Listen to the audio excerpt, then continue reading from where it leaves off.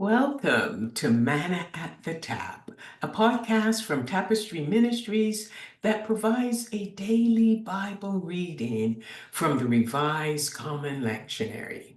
We at the Tapestry community refer to this reading as our daily manna, the spiritual nourishment we need to feed our souls and the sustenance required to foster our spiritual growth.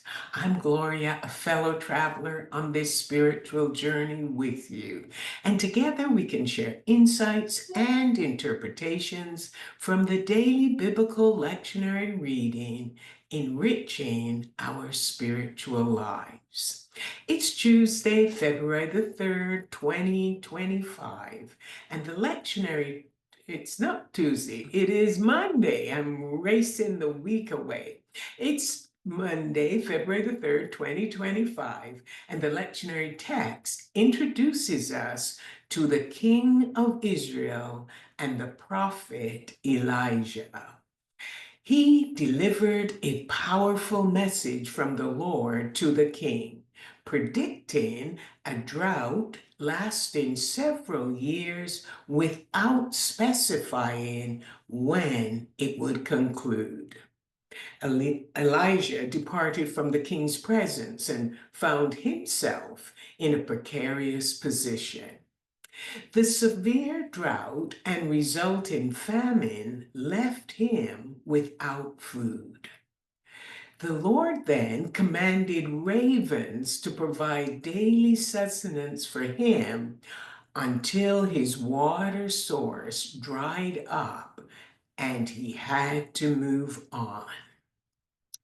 The lectionary reading is 1 Kings chapter 17, verses 8 to 16, and it narrates how God provided for Elijah through the unexpected individual of an unnamed woman. He was told to go to the outskirts of a town where he would meet a widow who would provide him with food. Now, this didn't make sense, but with few other options available to him, Elijah journeyed there. At the gate of the town, he saw a woman gathering firewood. He asked her for some water, and as she went to get it, he requested a bite to eat. She revealed the deepest turmoil of her heart.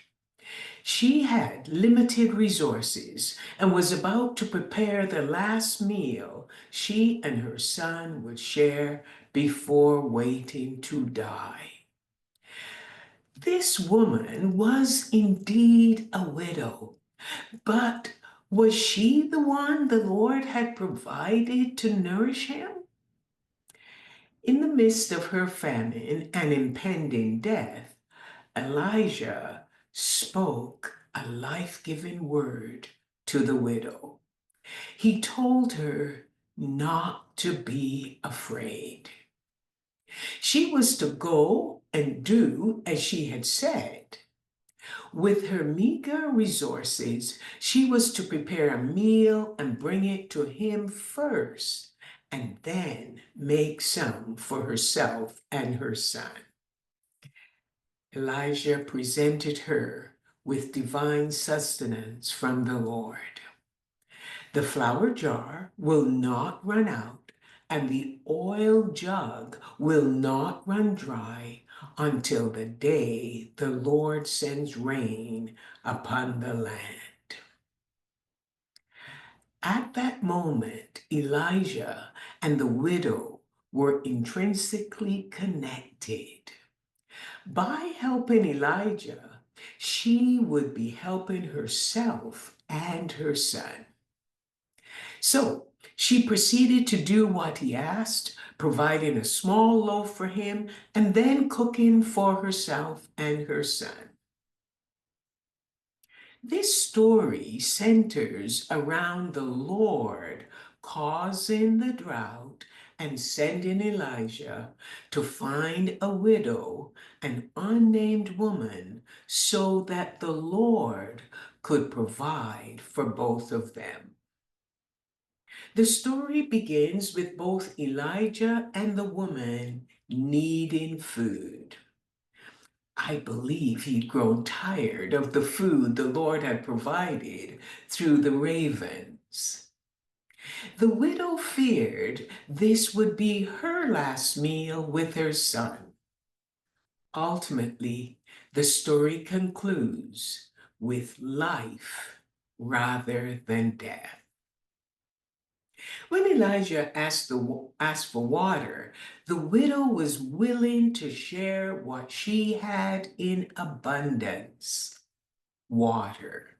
However, when he mentioned that he also needed something to eat, listen to her reply to him.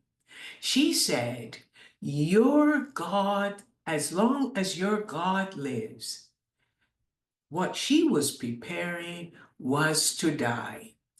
Elijah had a God that lives, but she was preparing to die.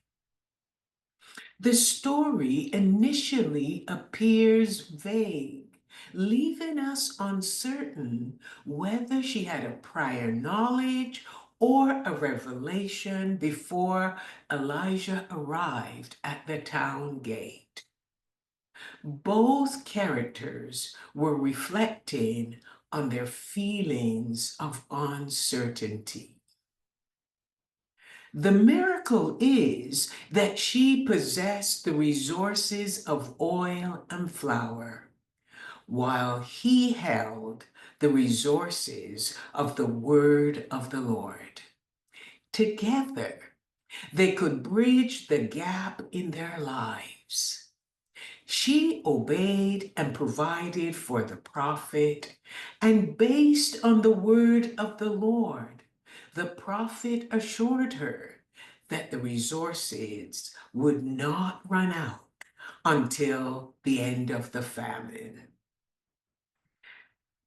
Today, there is potential for the miraculous in our everyday lives, but it requires our participation through obedience to the word of the Lord.